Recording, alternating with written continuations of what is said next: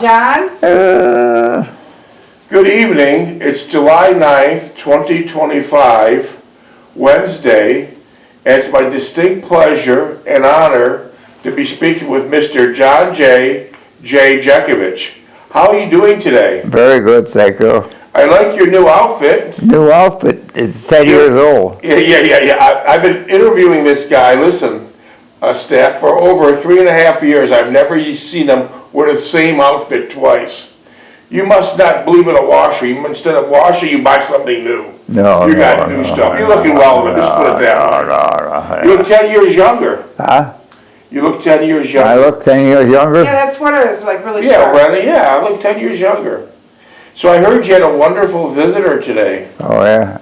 Who was it? Amber. And you and her had a short discussion about age. Yeah. And No, she was doing exercise. Tell us about it. I heard she was really going to town. Oh, she's going with the weights. She's got weights. She does it with weights. Tell us how she would do it. Show us everything. She exercises almost an hour.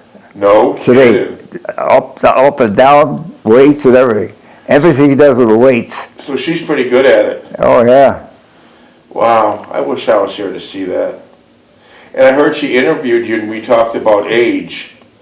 She's in her 20s and she asked you if you thought she was old and you said, no, you're a young chick still, right? Yeah. And then she asked you, how old is it? How old do you have to be to consider it old? What did you tell her? 60. You got a good memory. Yeah. So she has a long ways to go. Yeah. And I heard she did a little video about you, and she puts on something called Instagram. I've never been on that, but Amber put you all over on Instagram. Yeah. Because I had some relatives calling up asking you how you were doing today after they seen that. Yeah. Amber Nicole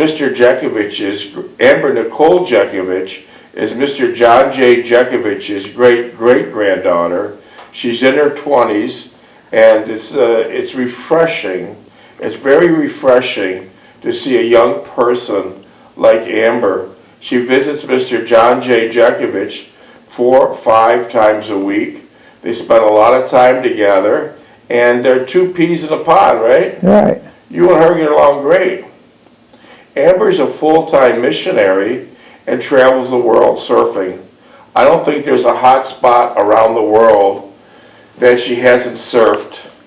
When it's winter here, it's summer in Australia. We miss her greatly when she's gone. And sadly, she was in Malibu, California surfing for over 3 months. We couldn't get her to come back. She was in Malibu, California surfing for 3 months, and she luckily left 2 weeks before the fire started. I say luckily. God was watching out for her. She's a full-time missionary, and she travels the world with a Bible in one hand and a surfboard in the other. How's her Bible look? All worn out. Yeah, and that's the way it should be. Any missionary or any preacher that their Bible isn't worn out, I worry. So that's a beautiful thing, and it's a beautiful day. And I believe there's so many more good people than bad, and she is so refreshing to see that upbeat smile, upbeat personality, and she has great empathy. Oh, she has great empathy. Empathy is the glue to civilization. Empathy is the glue to humanity, and Amber has great empathy. Without empathy, you have nothing. You gotta have that empathy. So that was a good day, wasn't it? Huh? That was a good day, wasn't it? Yeah. Yeah. Did you have a good dinner? Yeah. What the hell? You have nothing to complain about today. No, living high in the hog. Yes, you are. Yeah, I know, damn hog. I can tell you're doing quite well. You're in high cotton, my friend. You're in high cotton. Yes, you are. Well, we're in studio 6A today, and we're only good for 30 minutes, and they shut us down like a rogue telephone company. After 30 minutes is up, you can be talking, but they shut you down. How many minutes we got now left? How many minutes? Everybody's gone. Whole staff is gone. I tell you what, I must be hiring these people that were former government workers. They must be, because every time I hire them, they take and they take a coffee break, 6 of them at a time. That's what government workers do. Remind me not to hire ex-government workers. Remind me. Remind me, because every time I turn around and I can't see behind me, She's gone. they're running the studios, they're running this and that. They're gone. Not one, not two, but 6 of them doing paperwork, checking history, doing everything they're supposed to do. I don't even know what the hell they do, but I know they get one hell of a paycheck. I know that for a fact. But anyways, we'll move on. Mr. Jeckovich was from, they're great people, though I should say that. I'm only kidding. They're simply great people. Mr. Jeckovich was from Company H, the 2nd Battalion of the 291st Regiment of the 75th Infantry Division of the U.S. Army during World War II. Mr. Jeckovich lives by the motto that he's got 2 doctors, his left leg and his right leg. You jogged for 80 years. Yeah. That's why you're sitting here today. Yeah, you think so? Oh, I know so. Genes was the genes. Well, I don't know. I'd hate to question you about it, but you're a... Well, my father died at 43, my mother died at 89, figure it out. Your mother beat it. Your mother beat the system. She went. But Mr. Jeckovich was born in 1925, and now we're in 2025, and he's knocking on the door of 100 right now. Yeah. Hear those knocks? Eternity. Yeah, genes are a big factor, but your father, I think by doing the research on your father, Marion Jeckovich, I think he died at the age of 39, according to the facts of the 1930 census. It could be debatable, but that's what the census. About 4 years later. Yeah. And well, we're getting back to his father. His father was a legal immigrant from Russia. He came through Ellis Island, and he did everything right.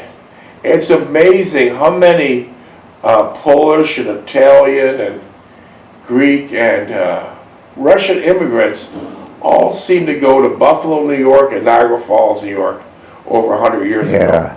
That was a beautiful town, wasn't it? Yeah, not anymore. Yeah, not anymore, you're right. But let me just say this. These immigrants came and they worked very, very hard. They worked very, very hard. Mr. Jeckovich's father was named Marion Jeckovich, and he worked 3 different jobs. When he's 39 or 40, he was on his 3rd job that evening, mixing cement. Thank you. Mixing cement. How do you mix cement? With a stick? With shovel. A shovel, very hard, tedious labor. He dropped dead of a heart attack, and this is how we're working our way to the book. He dropped dead of a heart attack. So the immigrants came back 100 years ago. 22. They came to work very hard. They came to give back. They built New York State brick by brick by brick. They built New York State board by board by board. They did everything the right way. They created beautiful things. They gave back. That's the biggest thing. They gave back. For example, when Mr. Jeckovich was home with his mother from Poland and his father from Russia, he doesn't have an accent. Why don't you have an accent? Well, we spoke English at home. He said, you're American, you speak English. So your father had a hard and fast rule. He said, when we're at home, we speak English. Right. And how about the people on your street? They all had bad accents. Yeah. How come? Well, they spoke their native tongue. How about your neighbor? How was his accent? Bad, we talk a native tongue at home. Like how would he speak? With an accent. Well, like, give me an example. You know how to give me? I don't know. How would it sound with a Polish accent? It was slurred. From Belinsky, how did he sound? Yeah, it's slurred, yeah. And so your family had no accent at all because your father had a rule. When you're in his house, you don't speak Polish, you don't speak Russian, you speak English. Right. And you don't have it. You have no accent at all. That's absolutely wonderful. But getting back, working our way to the book. The book is titled Their Mother's Sons. And this is the reason why the book came about. When Mr. Jeckovich was 11 or 12 years old, the police came knocking on his door at 3063 Orleans Avenue, Niagara Falls, New York. And what did they say? Your father got hurt, we're gonna take her down to the hospital. And so they took you in the police car? Yeah, Did you sit in the front and the back? sit in the back. Did they run the sirens? No. No. So they dropped you off at the front of the hospital, 11 and 12-year-old boy, and you walked to the information desk. Yeah, I asked him, where's my father? She said, we'll take you down. Okay. But you thought you're going up Yeah. because you thought he broke his ankle or Yeah. twisted his arm or some minor infraction. Yeah. So they said, we'll take you down. And do you remember what that person looked like that took you down? Morgue? No, the lady that at the desk that took you down. Because you have a great memory. You remember mostly. Do you remember what she looked like? She was an elderly woman. And she took you down. Yeah. Was she sympathetic or empathetic? And what? Was she sympathetic or She empathetic? didn't say anything. Take an 11 or 12-year-old boy to the morgue and she just took you down? Yeah, well, she didn't want to, she knew where I was going, but I didn't know where. You didn't know. So when you got there, what'd you see? They took me down to the morgue and I saw my father laying on a slab, Was his eyes open or closed? closed. And did he have cement all over They him? had a little switch of cement on his face, a little bit on his pants. And what'd they do? Ask you to identify the body? They said, well, you go through his pockets. And identify the body? Yeah, And so did you go through his pockets? yeah. What did you find in A your little can pockets? of Prince Albert tobacco and the papers that they rolled it up with, and keys for the house, And what else? a couple of nickels and quarters. And that was it. Yeah, That was his total worth, Yeah. right? yeah, Prince Albert, if those that don't know, it was a tobacco that people used to roll in papers 100 years ago. yeah. Was your father smoking in the house? No, I swing outside. But you never smoked. Huh? You never I smoked. never smoked, no. Your mother never smoked. Your brothers never smoked. No, And your sister never smoked. no. Huh. And so you identified the body. You got Prince Albert, a pack of Prince Albert tobacco out of his pocket. You got some rolling papers. You got keys to the house. And then how'd you get back home How did I get back home? from the hospital? No, a relative was at the hospital with my mother, with my father, and they Who was drove me that? home. They drove me Who home. was that? Uncle Andy, I guess. But they didn't get along, did they? Who? Uncle Andy and your father. No, they get along. They couldn't. My mother used to fight with him. That was her brother. She used to fight with him all the time. Why do you think she fought with them? Well, they just to do something like this. They should have been happy. She should have been happy. She's out of Poland and she's in this beautiful country, right? Yeah. But they went back and forth, right? Yeah. So this is where the book comes from. It's titled Their Mother's Sons. Mr. Jeckovich, from 11 and 12 years old, started caring for his mother because the father was dead. The father was dead, so he was the sole caretaker. And there's many sacrifices and there's many messages and there's many great stories in the book titled Their Mother's Sons. How many pages is that book? 849. Wow. I know you didn't use Google. No. I know you didn't use a computer. Yellow pages. A yellow legal tab. Yeah. It must have took you years to write it. Yeah. Right? Took you years to write it, right? Yeah. How long did it really take? How long did you write that? 6 months. Wow. That's hard to do. So there's where the book came from. Their Mother's Sons.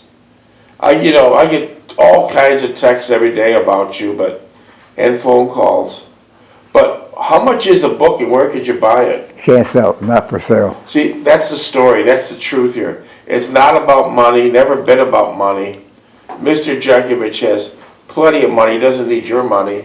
The book is written for one purpose and one purpose only, to give the younger generations a better life, a wholesome life. And he does this through examples in the book. He's done this through examples of the book. I outline maybe 10 examples, not limited to these by no means. And it's to give the younger generation a simpler and more wholesome life. For example, you could ask Mr. Jeckovich questions about marriage. How long were you married? 69 years. Yeah. So you want to talk to an expert about marriage, 69 years. Wow. 90,000 divorces in Florida last year. How come? Money. Yeah. Money. Yeah. It's a rough way to go. As soon as you get married and say, I do, you have one child, and that child's sitting at the table 24 hours a day, and that child is money and bills. It's there. Yeah. It's there. Money and bills, it's expensive. So you better vet your mate quite well. Because if you get a wrong one, Yeah. what happens if you get a wrong one? Yeah. You're in big trouble. Yeah. We have a couple relatives that married wrong ones. They're fucking doozies, man. They ruined their lives, they ruined every other relative's life. So be careful who the hell you married. Vet them, take lots of time to figure out who they are. Because if you'll get a bad one, your life is basically over with, unless you got the balls to divorce them. Because otherwise your life will be fucking over with. So you gotta be really careful on who you get, that's for sure. And this book is full of great, beautiful examples. Let me just highlight a few of them. These are notes Mr. Jeckovich made to his great-grandchildren and to younger people. Mr. Jeckovich was trying so hard to make things better for younger people and for his great-grandchildren. And here's what some of the examples he put. There's many examples. Here's just a couple I picked out. I really like them to know about hand-me-down clothes and homemade ice cream and leftover meatloaf sandwiches. I really would. I hope you learn humility by being humiliated and that you learn honesty by being cheated. Very good point. I hope you learn to make your own bed and mow the lawn and wash your car. When you were a boy, did you have to make your own bed? Yeah. When you were a boy, did you have to mow the lawn? Right. What type of lawnmower did you have? Push lawnmower. No motors then, right? No. Do you still have that push lawnmower? No. Here's a very important part. I see this every day, and it's just destroying your children. And I really hope no one gives you a brand new car when you're 16. No. That is a fucking big mistake of the greatest proportion. Let them earn it. Even if it's a piece of garbage, $1,000 car, they'll feel better about themselves. Let them earn it. If you give them that car new at 16, you're just hurting the kids. That's all you're doing. It'll be good if at least one time you see puppies born and your old dog put to sleep. I hope you get a black eye for fighting for something you believe in. When you want to see a movie and your little brother wants to tag along, hope you let him.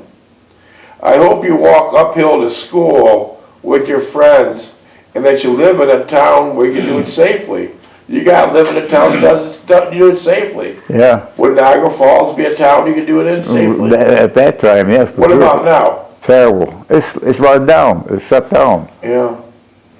On rainy days, this is a very interesting point.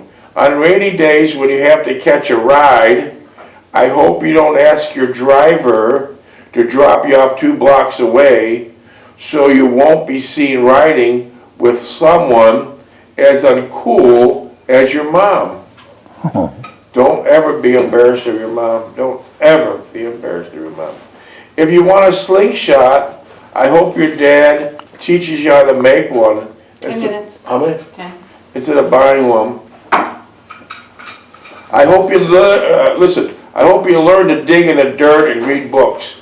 You have a very interesting, very interesting book reading experience. Tell us when you're a little That's the boy. Book of the Month Club. You had Book of the Month Club. Yeah. What kind of books would you get?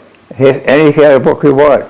What kind did you like? I like the history books and the psychological books. But you had to fight to get your books because your mother didn't want you to have books. She said that cost too much money.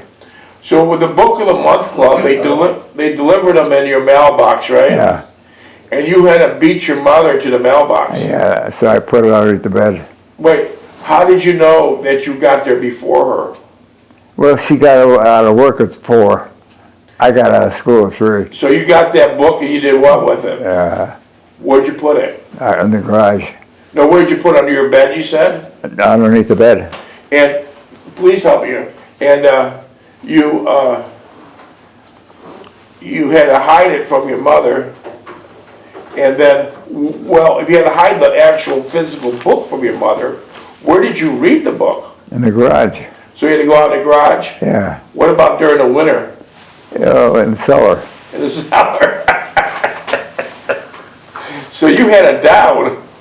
You had a down. Yeah. And Mr. Jeckovich, to this date, 100 years old, he still reads many books every morning. He reads 3 newspapers every morning, including the Wall Street Journal and the New York Times. But guess what? No glasses at all. Yeah. No glasses at all. His right hand is strong enough, if you shake it, he could knock you to the ground if you let him. So that was a great book story you made. Did your brother Lookie read books? No. Did your sister Sally read books? I don't think so. Did your brother Steve read books? Oh, well, he's in school all the time, yeah. Were you and him close then, if you both read books? Yeah, well, we didn't commute too much. He was never home. He was never home. Was your brother Lookie home? No, he's wandering around all the time. I pick him up all the time. He's running away from home. Where would you pick him up at? Where was that place? Painted Post? Painted Post. And what would he be doing when he got there?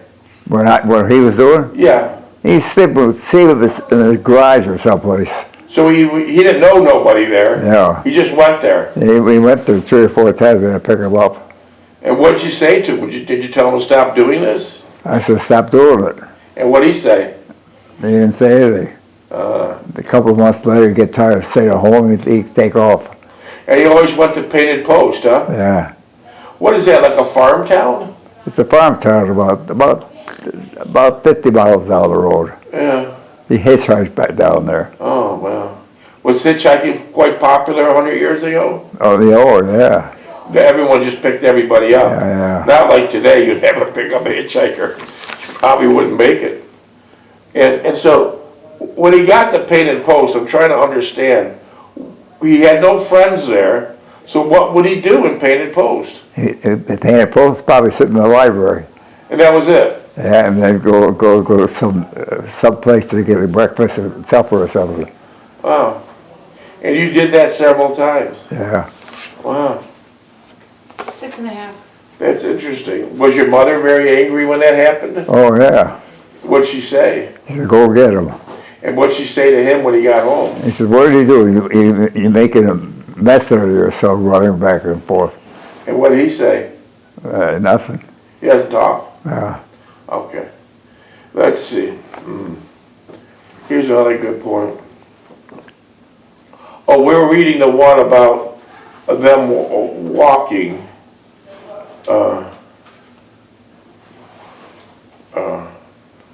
Let's see.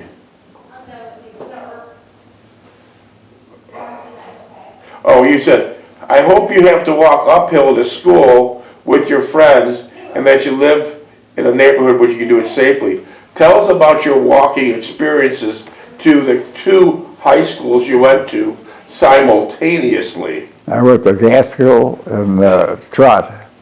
So you left your Half house a day at Gaskill and another half a day Trot. Why'd you go to 2 different high schools? Well, one was an industrial school and one was a scholastic school. You had to have 16 years to go to college. Oh, wow. And then after Trot Vocational, where'd you go? We went to Kretzky's. And that was on Fall Street? Yeah. So the total trip each day was how many miles? Well, it would be 5 miles to the first place, 4 miles to the second place, and then 5-6 miles to Kresge's. So that was a workout. Yeah. And you did that every day? No, it's not Saturday. Sunday I did do it. No, there was Okay. But when what did you do at Kresge? Kresge's a stock boy. Oh, okay. And I thought your mother was working there. He was a cook. And did she bring you special meals when you were there? Yeah, she said, "I'll get you a meal, but don't make a mess downstairs." What do you mean downstairs? Why did you? Down in the basement. You couldn't eat up at the lunch counter? Well, she said, "You're not going to go. It wouldn't look right if I put you upstairs." And then what kind of meals would she bring you? Great, good meals, really good meals. Yeah. Wow. So that was a true. Well, I guess after walking about 12 or 13 miles, you were pretty hungry. Yeah. So that was a nice treat. Yeah. Because I know your mother was an unbelievable cook. Oh yeah. You can't find that today, I can tell you that right now. Oh no, you can't find that today right now. So let me just read a few more examples here. Let's see.